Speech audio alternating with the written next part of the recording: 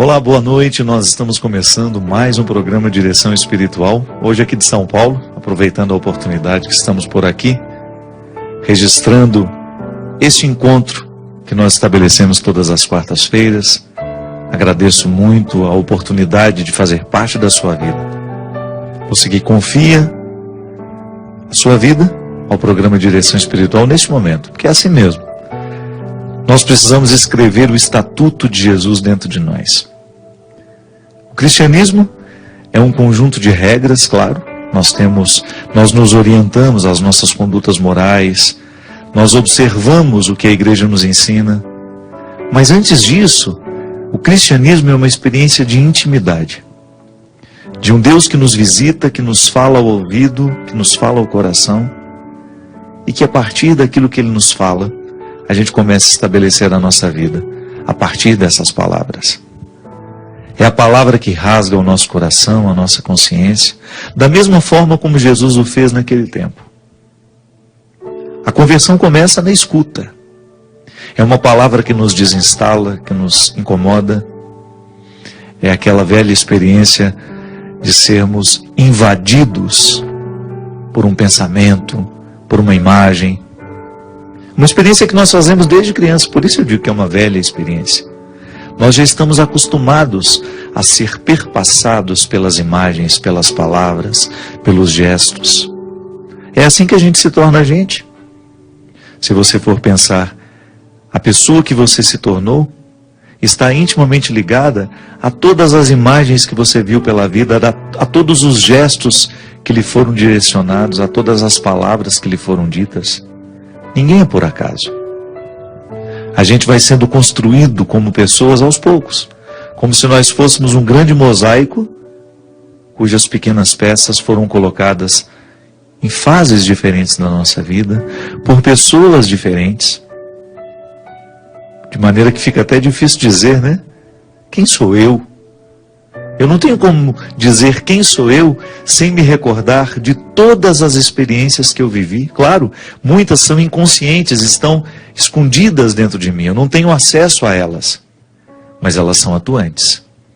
A psicologia nos ensina que o inconsciente, embora não seja acessível a mim, eu tenho realidades inconscientes que foram registradas dentro de mim, na minha cabeça, no meu cérebro, nas minhas emoções, que eu não tenho como acessar. Mas, de vez em quando, eu identifico alguma coisa do meu comportamento que eu desconheço a causa e que está lá, no meu inconsciente, mandando os recados, né? O inconsciente manda os seus recados. Alguém um dia ajudou na construção do nosso inconsciente. De maneira que muitos medos de hoje, a gente precisa compreendê-los à luz do passado. É por isso que a terapia, a boa terapia, é aquela que nos faz acessar as realidades inconscientes. E vamos jogando luz sobre esse inconsciente e vamos consertando aquilo, no dia de hoje, aquilo que estava estragado lá no passado. É assim que a gente se torna gente, com erros e acertos. São realidades que são favoráveis a nós e outras que não são tão favoráveis. É por isso que o Evangelho será sempre uma instância de conversão, de mudança. Porque eu muitas vezes posso ter hoje, nessa fase da minha vida, comportamentos que não são cristãos, atitudes que não são cristãs, pensamentos não cristãos. Por quê? Porque estou marcado por uma situação de limite lá do meu passado, que me impede hoje de ser livre para poder praticar o Evangelho. Minha gente, se tem uma coisa que nós não podemos nos esquecer, é que um coração só pode ser cristão à medida que ele é livre. Até para amar. Pode observar, às vezes a gente ama por necessidade, por interesse. Mas o amor cristão não é fruto da necessidade e do interesse. O amor só é cristão à medida em que nós somos livres. Eu não preciso te amar. E amo mesmo assim. Eu não recebo absolutamente nada por te amar. Mas amo mesmo assim. Aí você entra num território de gratuidade que nem sempre nós conseguimos acessar. Nós estamos falando de um território de gratuidade que não se chega muito facilmente. Requer a disciplina do coração, requer sondar a fundo a nossa estrutura humana, para que a gente possa identificar nesta estrutura humana o que ali está nos dificultando a viver o Evangelho hoje. Se a gente não é livre, não adianta a gente querer viver o Evangelho.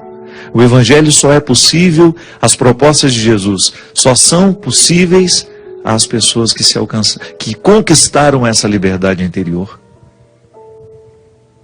É por isso que a conversão, ela engloba a totalidade da nossa vida. É por isso que nós não podemos falar de religião sem psicologia. A gente não pode falar de religião sem os conhecimentos antropológicos, sem os auxílios das ciências. Sim, porque olha como isso é fantástico.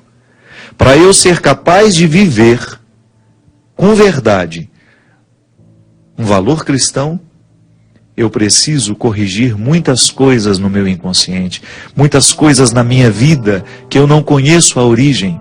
Então eu preciso começar a acessar este território desconhecido para lançar algumas luzes sobre ele e tentar arrancar dali alguma coisa que me ajude a compreender o presente. Muitas angústias hoje estão intimamente ligadas a momentos do nosso passado. Então eu não tenho como corrigir o hoje se eu também não acessar o que é passado. Por isso que a gente fala que toda vez que a gente se dispõe a viver o Evangelho, a gente começa a viver uma desconstrução natural de tudo aquilo que a gente é, de tudo aquilo que a gente aprendeu. Porque às vezes a gente aprendeu coisas na infância que dificultam hoje a experiência e a vivência de valores cristãos. Como a caridade, por exemplo.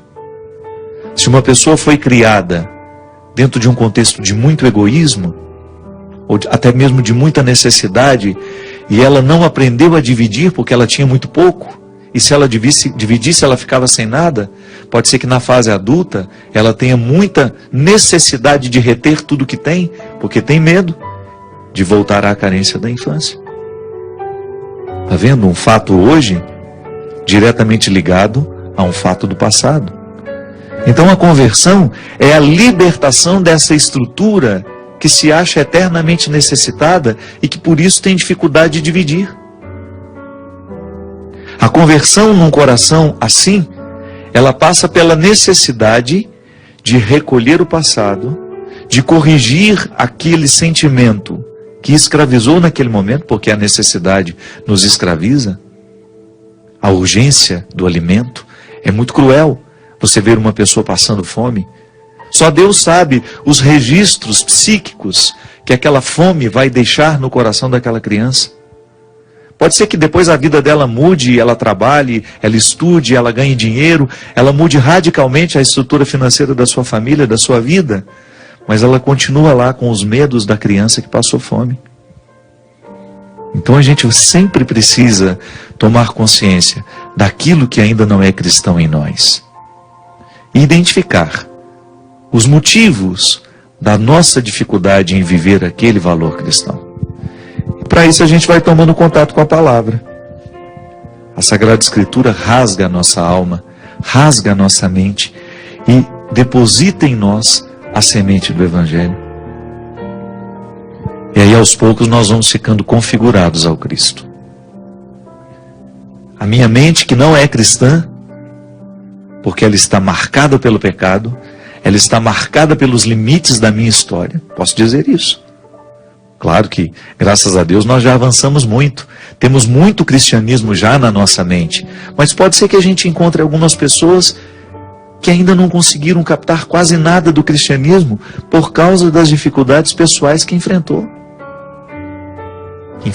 Algumas pessoas enfrentaram dificuldades muito graves, humanas, limites humanos, que hoje impossibilitam essas pessoas de fazer uma experiência sincera do Evangelho. E aí a gente vai depositando essa palavra aos poucos em nós, né? Como se fosse uma água que a gente vai regando diariamente, uma semente para que ela cresça. Sempre que nós temos o contato com a palavra de Jesus, nós estamos julgando uma água, nós estamos regando a semente do cristianismo que há em nós. Por isso que nós não podemos viver um cristianismo sem a Sagrada Escritura. Eu não posso viver, eu não posso chegar ao resultado que Jesus quer de mim se eu não tomo contato com os seus ensinamentos, com as suas palavras. E nesse Evangelho de Lucas, capítulo 6, versículo 27, é uma sequência de ensinamentos duros, não são fáceis não, porque eles contrariam, muitas vezes, a lógica que nós aprendemos desde criança. Escuta isso para você ver. Ora, a vós que me escutais, eu digo, amai os vossos inimigos e fazei o bem aos que vos odeiam. Falai bem dos que falam mal de vós e orai por aqueles que vos caluniam. Vê se isso é natural para nós. Quando uma pessoa fala mal de nós, qual é a nossa primeira reação? É retrucar. É devolver a ela com a mesma moeda. Porque a gente tem aquela ilusória sensação de que nós estamos corrigindo o que o outro fez. Mas Jesus diz que não. Jesus diz que toda vez que uma pessoa falar mal de nós, nós deveremos devolver com uma palavra bendita. Aí você pode parar e pensar, mas isso é um prejuízo que eu não quero tomar não, isso é ser bobo. Não. Quando a gente experimenta neutralizar o poder da palavra, da maldade que o outro joga sobre nós, é como se nós corrigíssemos um pouco aquele prejuízo que ele nos causou. Falar bem de quem fala mal de nós. Você neutraliza o inimigo. Porque toda vez que você devolve uma palavra maldosa àquele que falou mal de você, você alimenta o sistema do ódio. Quando você quebra o poder do ódio que aquela palavra provoca em você, você causa um bem enorme ao seu coração. E aos poucos a gente vai desconcertando os nossos inimigos. Porque tudo o que eles querem é que a gente retruque com a mesma intensidade. Porque aquele que faz a opção pelo ódio, pela palavra mentirosa, pela calúnia, ele não espera outra coisa senão ter a oportunidade de devolver uma pior ainda do que aquela primeira que ele deu. E ele só pode devolver à medida em que ele encontra um espaço dentro de nós para depositar a sua semente de ódio. Porque o que é a palavra que calunia, que é maldosa, que é mentirosa? É uma semente de ódio. Se eu digo uma palavra maldita em relação a você, se eu semeio o seu coração com uma palavra pesada, doída, e você permite que essa palavra fique dentro de você, devolvendo-me da mesma forma, você está regando o ódio que eu joguei em você. Jesus continua. Se alguém te bater numa face, oferece também a outra. E se alguém tomar o teu manto, deixa levar também a túnica. Dá a quem te pedir, e se alguém tirar o que é teu, não peças de volta. Assim como desejais que os outros vos tratem, tratai-os do mesmo modo. Essa frase corrigiria o mundo. Você já imaginou se nós levássemos a sério esse conselho de Jesus, que a gente só deveria fazer ao outro aquilo que a gente gostaria que o outro nos fizesse? A gente iniciaria a corrente do bem. A gente iniciaria um movimento contrário ao ódio. Nós iríamos fazer de tudo para que as nossas atitudes, as nossas palavras, os nossos gestos pudessem transformar aquele que está ao nosso lado. Se amais somente aquele que vos amam, que valor tem nisso? Que valor tem a gente amar somente as pessoas que nos amam? Que valor tem a gente tratar bem somente as pessoas que nos tratam bem? Sabe, minha gente, de vez em quando eu fico pensando que o cristianismo perde o seu brilho cada vez que um cristão desiste de fazer o bem. A gente só pode entender a nossa vocação cristã, a vocação que é universal, porque esse valor, ele é um valor absoluto. Ainda que não creia em Deus, se uma pessoa toma essa regra de ouro, de fazer ao outro somente aquilo que gostaria que lhe fizesse, nós teríamos um mundo muito melhor. A gente teria condições de alcançar uma harmonia, ou até mesmo de viver dentro das nossas cidades com muito mais qualidade. Você já imaginou se o seu vizinho se preocupasse com você da mesma maneira como ele se preocupa com ele? Se dentro das nossas cidades, na nossa rua, no nosso bairro, se a gente conseguisse viver essa proposta, essa regra de ouro, que até mesmo os ateus podem observar. Qual é o mérito de amar quem nos ama? Você que está aí acostumado a lidar com quem você ama e com quem ama você, isso a gente já sabe. A gente precisa aprender agora é lidar com quem não nos ama. A gente precisa colocar uma semente de cristianismo entre nós que não nos amamos. Lidar com os que a gente ama, a gente já aprendeu um pouco. É claro que a gente ainda esbarra em dificuldades, porque também não é fácil lidar com quem a gente ama. A gente precisa encontrar o ponto de equilíbrio entre o não e o sim, o tanto que a gente permite, o tanto que a gente nega, o tanto que a gente cuida, o tanto que a gente precisa deixar um pouco descuidado para ver se o outro acorda. É um aprendizado constante lidar com quem a gente ama, mas é muito mais fácil lidar com quem a gente ama e por quem a gente é amado. Agora, você já parou para prestar atenção em como você trata aqueles que não te amam? Como você interpreta do ponto de vista cristão a responsabilidade de estabelecer com essa pessoa uma relação respeitável, de amizade? Amizade não no sentido de ficar convivendo, não, viu? É de ser amistoso. Porque, para nós cristãos, nós não temos o direito de tratar o outro com a mesma moeda. A regra de Italião não serve para nós, dente por dente, olho por olho. Essa não serve para nós. Nós estamos debaixo deste estatuto. E eu faço questão de colocar este trecho do Evangelho de Lucas, por ser ele um estatuto bastante difícil de ser compreendido.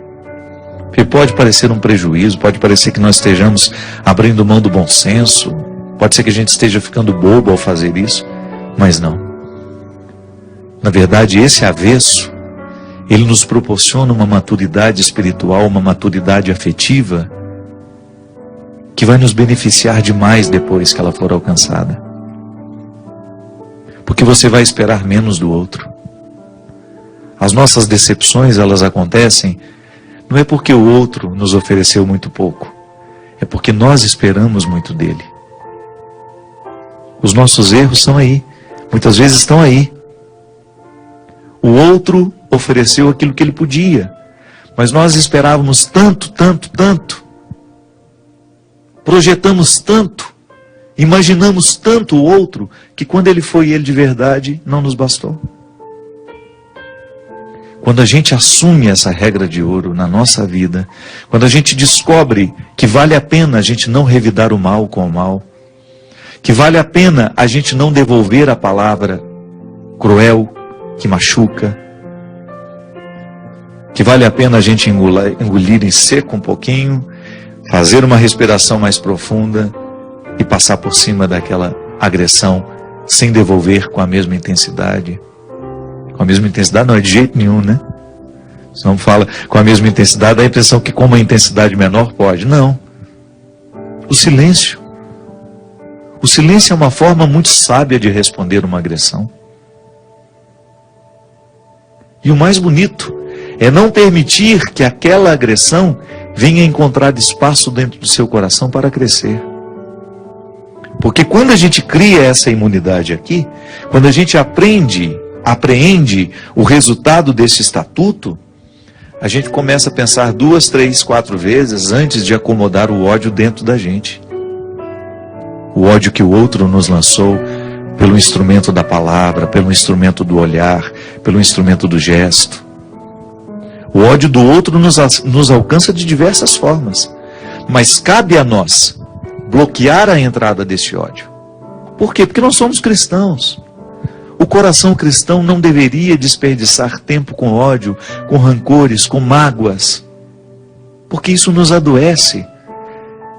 E a proposta de Jesus é que nós tenhamos muita saúde.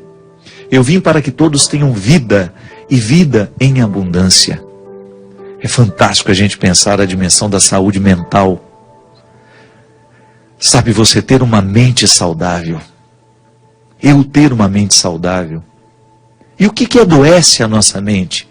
São os pensamentos negativos, são os ódios que nós alimentamos, os rancores, aquele eterno prejuízo que nós ficamos mastigando, igual o gado no curral, no pasto, que fica ruminando o alimento. Pelo amor de Deus, a gente deveria ruminar só o que é bom, fazer voltar num ciclo, da mesma maneira como o capim alimenta o gado. O capim é mastigado, vai para o estômago e volta. Volta para a boca, mastiga mais um pouco, volta. Isso chama-se ruminar. Aí, na sabedoria daquele animal, ele está extraindo todas as possibilidades daquele alimento. Por que a gente não rumina o que é bom? Por que a gente não rumina essa palavra que coloca coisas boas na nossa mente, e ao invés disso a gente fica ruminando a palavra ruim que a gente escutou ao longo do dia? Você mesmo. Quantas vezes você foi deitar e não conseguiu parar de ruminar aquela palavra infeliz que alguém lhe disse no seu ambiente de trabalho? Pode ser que esteja acontecendo hoje. Você esteja extremamente chateado com uma palavra maldosa que você ouviu, ou com uma coisa ruim que você ficou sabendo que alguém fez contra você.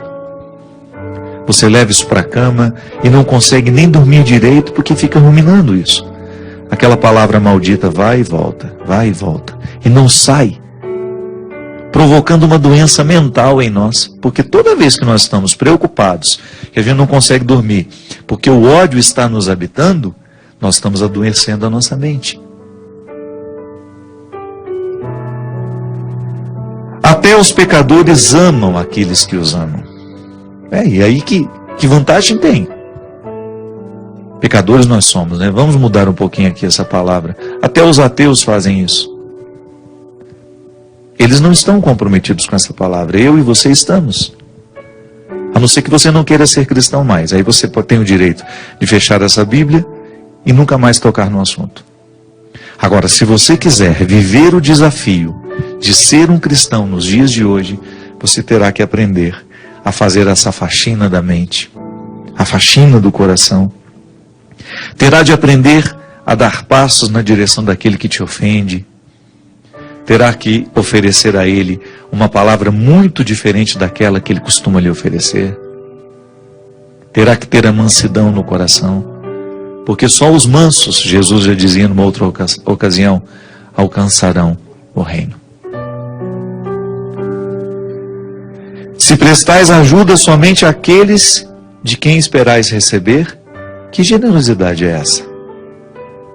Até os pecadores prestam ajuda aos pecadores para receberem o equivalente. Está vendo? Aqui na relação, eu te ofereço porque eu sei que você vai me dar em troca. Os pecadores fazem isso. Quando Jesus fala os pecadores, é todos aqueles que não estão movidos pelo valor do amor, pelo valor da generosidade. Se eu estou movido pelo valor da generosidade cristã, eu vou oferecer e não vou ficar esperando que me dê algo em troca. Agora, se eu estou marcado pelo limite, se o meu amor é limitado, se o meu amor é marcado pelas minhas necessidades, tudo o que eu fizer por você, eu vou lhe cobrar depois. Tudo o que eu lhe oferecer, eu vou dar um jeito de cobrar depois. Por isso, tantas vezes dentro das nossas casas, o nosso amor não convence ninguém. Por isso, tantas vezes na nossa casa, o nosso cristianismo não é capaz de converter os que estão ao nosso lado. porque estamos profundamente marcados pelo pecado, pela necessidade que não nos permite ser um testemunho vivo deste Evangelho na vida do que nós encontramos. O desafio é para mim, o desafio é para você, porque eu também preciso internalizar esse estatuto. Eu também tenho vontade de devolver o mal com o mal. Eu também sinto o desejo de gritar a palavra que agride aquele que me agrediu. Mas se nós quisermos observar a palavra de Jesus, nós teremos de quebrar o poder deste ódio dentro de nós. Nós vamos para um rápido intervalo e a gente volta já já com o programa Direção Espiritual.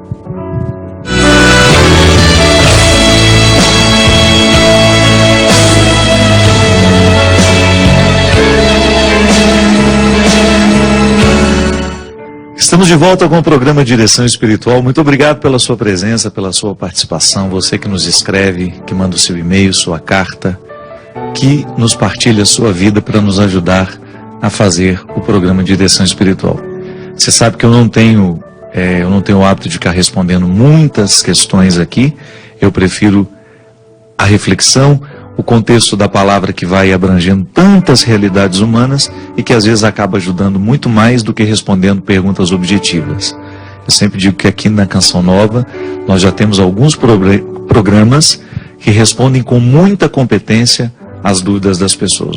É o caso do Trocando Ideias, o nosso querido professor Felipe Aquino com a Escola da Fé e o programa Direção Espiritual. Muito embora ele faça esse convite de você participar enviando a sua questão, nós aqui não temos essa necessidade de ficar respondendo muitas perguntas no só programa. Às vezes a gente elege uma só, fazemos aquela questão de maneira mais abrangente e acaba respondendo muitas outras que também tinham um problema parecido, ou então algum problema que de alguma forma tocava aquela questão que foi primeiramente anunciada. Eu gostaria de fazer um convite muito especial ao povo de Portugal. Nós estaremos nos dias 21 e 22 de junho, num grande encontro de evangelização em Fátima. Eu serei o pregador oficial deste encontro. Nós vamos começá-lo no sábado à noite. Nós teremos um show piano e voz, que vai abrir as atividades deste grande encontro, uma noite de evangelização pela música. Já tive a oportunidade de estar em Fátima há uns 5, 6 anos atrás e vamos voltar agora. E no domingo nós vamos ter,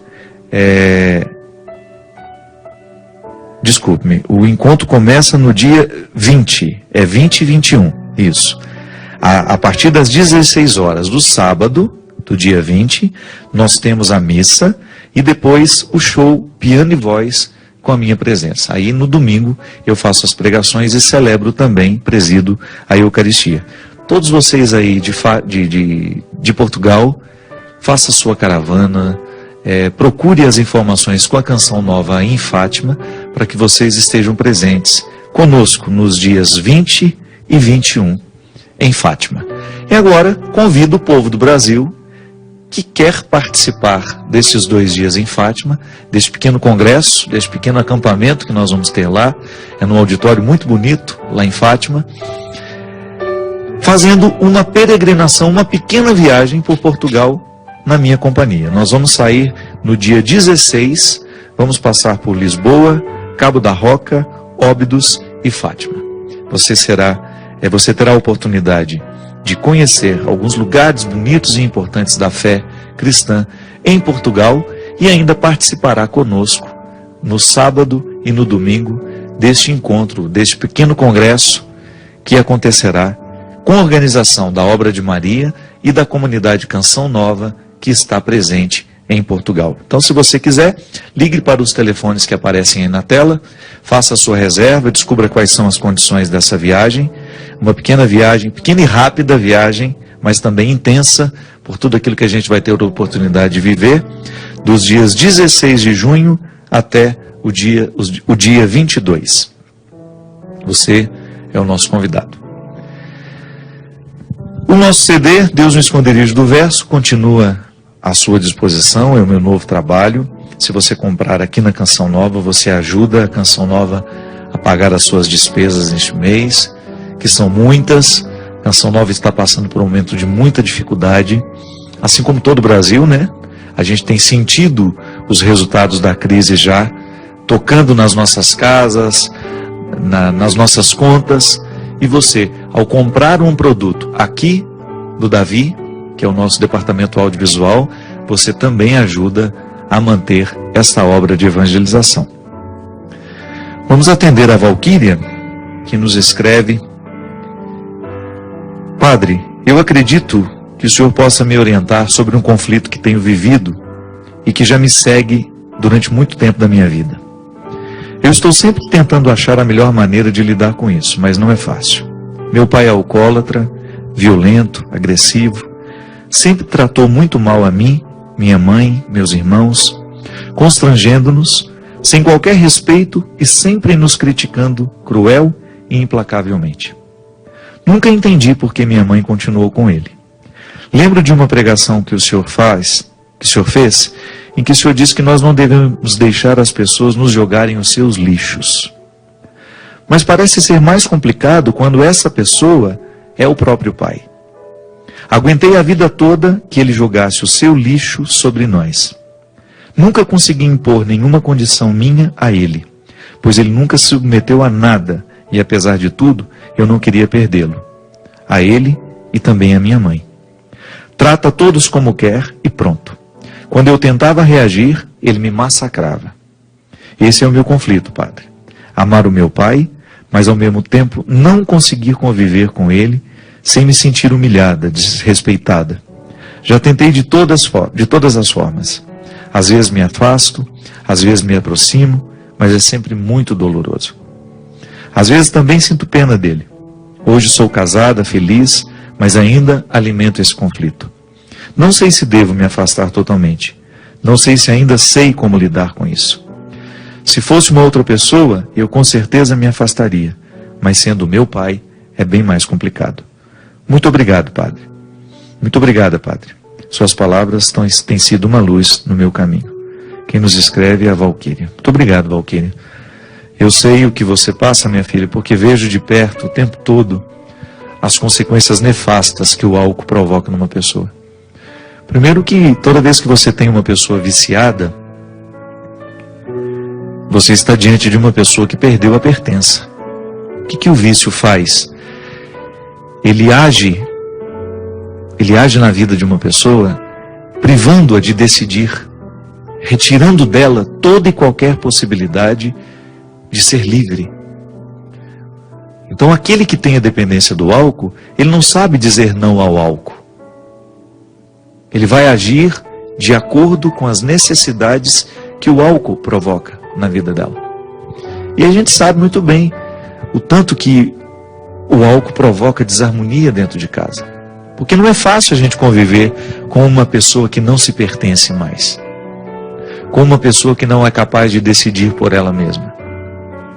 E eu nunca vi um fruto positivo na vida de um alcoólatra. Vindo do álcool, nenhum fruto é positivo. É por isso que ele é radicalmente ruim. É claro que eu não estou falando de você beber de vez em quando uma cerveja com seus amigos, uma taça de vinho, mesmo que até Jesus gostava do vinho, foi o primeiro milagre que ele realizou. O primeiro milagre que Jesus fez não foi ressuscitar os mortos, não foi curar um doente, foi devolver a alegria a uma festa. Jesus gostava de uma festa, porque ele sabia que a festa é importante à vida humana. É importante o coração humano se alegrar, estar com os amigos. Jesus sabia das coisas. Era um homem de bom gosto. Ele multiplica o vinho justamente para nos demonstrar que a alegria deve fazer parte da nossa vida. Mas a gente sabe que o limiar é muito estreito. Entre um copo de vinho, uma taça de vinho, uma segunda, uma terceira, uma quarta, uma quinta, a gente sabe muito bem. O alcoólatra é aquele que não consegue estabelecer um limite para as taças de vinho. Uma pessoa que bebe socialmente para viver essa alegria, essa descontração que uma taça de vinho pode nos trazer, é aquela pessoa que está no controle da situação. Quando uma pessoa começa a depender deste álcool para ser feliz, então nós já estamos falando de um vício se estabelecendo. Porque as toxinas, as substâncias tóxicas, elas provocam isso nas pessoas. Uma sensação de alegria, de descontração, de leveza. A maconha faz isso, a cocaína faz isso, o LSD, o crack. É como se fosse um esquecimento da realidade. Então a vida daquela pessoa é tão ruim que ela busca uma droga para poder aliviar o peso que a vida tem. Nós não estamos falando de uma realidade fácil de ser administrada. Porque a partir do momento que o cérebro fica dependente dessa substância, já precisa de um tratamento. Valquíria, muitos lares são destruídos porque os pais ou as mães, porque existem muitas mães alcoólatras também, eu já vi muito de perto situações em que o contrário acontecia. O pai não era alcoólatra, a mãe era alcoólatra. Muitas famílias são destruídas pela violência que provém do álcool, justamente porque faltou a sabedoria de reconhecer, no momento em que este processo estava acontecendo, que ali estava se estabelecendo uma dependência. Minha filha, você já tem um quadro estabelecido. Um pai dependente do álcool, provocando estragos em vocês. Primeira coisa, se existe agressão física, isso é caso de polícia. Homem nenhum. O sacramento do matrimônio não pode ser um esconderijo para a agressão de homens a mulheres. Denunciar à polícia quando existe uma agressão física, e sobretudo quando isso vai se repetindo, é uma obrigação do filho ou da mulher que sofre essa agressão. Sabe por quê? Os homens precisam se responsabilizarem pelas suas atitudes. Tem muitos homens que viram verdadeiros monstros dentro de casa porque eles não são denunciados. Porque as mulheres passam tudo sozinhas. Porque os filhos, com medo de denunciarem o próprio pai, provocam a ele um mal pior. Porque vão dando a ele o alimento que faz com que ele se torne cada vez pior. Cada vez mais agressivo, que é justamente a clandestinidade. Eu não sei se no caso de vocês existe essa agressão física. Se há, dentro dos nossos lares, agressões físicas, nós precisamos procurar a justiça. Isso precisa parar. As nossas mulheres não podem continuar sendo agredidas dentro das nossas casas, debaixo dos nossos lares e protegidas pela pseudo-compreensão de que, por ser o nosso marido, por ser o nosso pai, por sermos casados e por sermos cristãos, nós não podemos denunciar a agressividade que acontece dentro da nossa casa. Eu tenho certeza que se Jesus encontrasse uma situação dessa, ele iria relatar assim: entregue à justiça e lá vamos resolver esse problema. Agora você fala de uma outra realidade, que é justamente como estabelecer com esta pessoa, como fazer para que a minha relação de filha com meu pai lhe prive, ou melhor, lhe barre no momento em que ele vem julgar sobre mim os seus lixos. Minha filha, toda a realidade difícil que nós temos dentro de casa precisa ser enfrentada. Muitas vezes as coisas dentro de casa não são resolvidas porque nos faltam a formalização do enfrentamento. Não é quando seu pai estiver bêbado que você vai ter essa conversa com ele. E o melhor seria, Valquíria, se toda a família reunisse, convocasse o pai. Pai, nós queremos uma reunião com o senhor. Formalizasse o enfrentamento. E a partir do momento em que estão todos juntos, vocês vão dizer a ele que vocês não são obrigados a aguentarem as consequências das agressividades, as consequentes agressividades do álcool. Que vocês estão ao lado dele, que farão tudo por ele, porque o amor cristão nos pede isso, nos sugere isso, que vocês farão, que vocês não desistirão dele, que vocês irão até o fim, desde que ele queira o tratamento. Eu não posso curar o outro com um amor que não pede responsabilidade. O amor, o verdadeiro amor, coloca responsabilidades.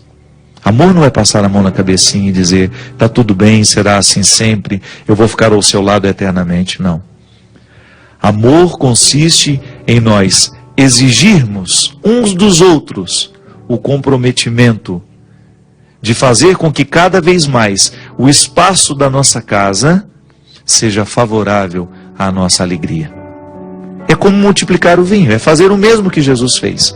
Valquíria, vocês precisam multiplicar na sua casa a verdadeira alegria. Vocês precisam multiplicar na casa de vocês a verdadeira harmonia. E o pai de vocês precisa estar consciente que ele, ao invés de multiplicar o que é bom, ele está multiplicando o que é ruim. Ele precisa ter consciência das consequências que o vício está trazendo para vocês. Não dá para a gente passar uma vida inteira, minha gente, convivendo com os nossos alcoólatras, convivendo com os nossos viciados, sem fazer este enfrentamento no momento em que eles estão lúcidos e exigir deles uma tomada de posição. Você sabe que meu pai parou de beber assim, né? Eu me recordo como se fosse hoje. O meu pai não foi um alcoólatra a vida inteira, ele teve uma fase da vida dele, tadinho. Dificuldades, muitas dificuldades financeiras, muito sofrimento. E o álcool veio como uma solução, uma falsa solução para ele. E eu me recordo que era um dia de manhã, eu estava saindo para a escola, depois de um final de semana muito difícil. Porque quem tem um alcoólatra dentro de casa sabe o que significa um fim de semana. É o fim de semana que a gente fica com medo de que todas as coisas ruins aconteçam. São os dias da insegurança, em que você fica o tempo todo acuado com o medo do que pode acontecer, porque o alcoólatra, ele pode muitas vezes ficar violento, ele pode muitas vezes fazer o que ele jamais faria se ele estivesse são. E depois de um final de semana, de brigas, de confusões, eu me lembro que eu estava saindo para a escola, o meu pai estava sentado na mesa do café, me lembro como se fosse hoje. E eu trêmulo, porque imagina eu, um menino de 7, 8 anos, me encorajando para dar um conselho ao meu pai. Não é fácil. E aí eu pedi a ele, posso falar uma coisinha com o senhor? Aí ele me olhou assim assustado, com aquela cara de ressaca, né? A ressaca moral, de saber que errou. Aí foi nesse momento que eu pedi a ele. E com muita simplicidade eu expliquei a ele tudo o que o álcool dele provocava em nós, em mim, na minha mãe, nos meus irmãos. E foi incrível a transformação que meu pai teve depois daquela conversa. Claro, ele teve recaídas, mas ele nunca mais olhou para mim do mesmo jeito. Porque eu me posicionei. Embora eu fosse um menino, eu disse a ele, eu fiz a experiência do enfrentamento, eu formalizei a conversa e o meu pedido de socorro. Eu formalizei o enfrentamento. Eu disse a ele uma realidade que me ocorria e que talvez ele pudesse nem, claro, percebia, mas ele não tinha tido ainda o meu respaldo. Ele não tinha escutado de mim que ele não podia contar comigo para ser aquele homem que ele estava sendo. Ele não tinha o meu respaldo. Eu estava oferecendo a ele o meu coração de filho para pedir a ele um único favor: que ele fizesse a parte dele dentro de casa. Que não adiantava ele trabalhar e nos dar o sustento do dia a dia se ele negligenciava o sustento da alegria, a multiplicação da harmonia, que nós como famílias deveríamos viver diariamente. Uma família é mais feliz à medida em que cada filho, cada pai, cada mãe, cada irmão, cada tio, enfim, avô, avó, aquelas pessoas que constroem o cotidiano de uma casa. Uma família será mais harmoniosa à medida que cada um de suas partes fizer a sua lição de casa, a parte que lhe cabe, Não tem como você esperar que uma família seja feliz a partir de uma única pessoa. O empenho não pode ser de uma única pessoa. E às vezes, Valquíria, o que nos falta é isso. É a gente dizer a ele, no momento em que ele pode ouvir, que o que está acontecendo não nos favorece. E você tem toda a razão. Nós não somos o depósito de lixo do outro. Nós não podemos aceitar essa condição. O outro erra e nunca alguém diz a ele que aquele erro está prejudicando as estruturas da casa. Porque às vezes o outro pode até ter a consciência de que está errando, mas lhe falta a formalização do pedido de socorro. E um filho sim tem o direito de pedir ao pai que ele faça, chamar a responsabilidade do pai. O filho sim tem o direito. É uma inversão de papéis. É uma inversão de papéis. Mas se os nossos pais não estão se comportando como adultos, cabe a nós pedir a eles esse comportamento. É lamentável. Esse processo de imaturidade cada vez mais crescente em nosso meio, as pessoas estão se casando muito imaturas, estão estabelecendo famílias, vínculos familiares muito cedo, sem nenhuma maturidade. Isso tem prejudicado demais. Isso tem feito com que cada vez mais as nossas estruturas sejam frágeis e fiquem fragilizadas e gerando outras estruturas frágeis. Porque um filho que não teve o aconchego de uma família, que não aprendeu a construir essa harmonia no dia a dia pela colaboração, porque o modelo familiar é de colaboração. Todo mundo precisa colaborar um pouco, até financeiramente. Me lembro, lá em casa sempre foi assim. Um filho pagava a água, um filho pagava a luz, o outro ajudava a comprar a alimentação, alguém pagava o açougue, era assim. É justo. A colaboração faz com que a gente se sinta parte integrante do todo. Mas não é só financeiramente, não. É a colaboração afetiva. Como é que eu posso colaborar afetivamente para minha casa ser uma casa feliz? Como é que eu posso fazer para que o meu lar seja um ambiente harmonioso? Eu não posso esperar isso só do outro. Eu tenho uma parte que me cabe. Seria uma imaturidade da minha parte dizer que os outros construirão um lar feliz para mim. E que eu tenho o direito de soltar todas as minhas farpas, todas as minhas fertas. Não. Não é assim que funciona. É a colaboração. Eu colaboro para que o meu lar seja harmonioso. O meu pai colabora. E aí que é interessante, minha gente. Imagina, às vezes você tem os filhos todos no espírito de colaboração e um pai lá desgarrado, fazendo tudo como se fosse uma criança de 2, 3 anos, sem nenhuma responsabilidade, sem nenhuma consciência. Está na hora de a gente acordar. Qual é a colaboração que você dá do ponto de vista afetivo à sua família? Como é que você ajuda a sua família a ser mais harmoniosa? Qual é a parte que lhe cabe neste milagre de fazer um lar ser feliz? Se a gente não se responde com sinceridade a essa pergunta, a gente fica alheio ao nosso papel. Quando a gente responde com sinceridade a essa pergunta, a gente tem a possibilidade de analisar o nosso jeito de ser. Qual é o meu papel? Como eu colaboro afetivamente na harmonia do meu lar, para a harmonia do meu lar? Aí você entra no coração desse evangelho que nós começamos o programa hoje, que é justamente o espírito cristão, que é esse que me faz estar o tempo todo na busca de construir harmonias ao invés de semear ódios. O espírito cristão precisa perpassar as nossas relações humanas. Essa regra que o evangelho me coloca e que é tão difícil de ser alcançada: dar a face quando alguém nos bate, devolver o bem àquele que nos faz o mal. dizer palavras benditas àquele que nos amaldiçoa. Essa regra, quando ela é assumida dentro de casa, você pode ter certeza que ela é profundamente revolucionária. Porque o mundo que nós queremos transformar começa dentro do nosso coração. E se o nosso coração está transformado, a nossa família também será transformada por ele. Derrame o Deus Todo-Poderoso sobre o nosso coração, sobre a nossa vida, a sua bênção.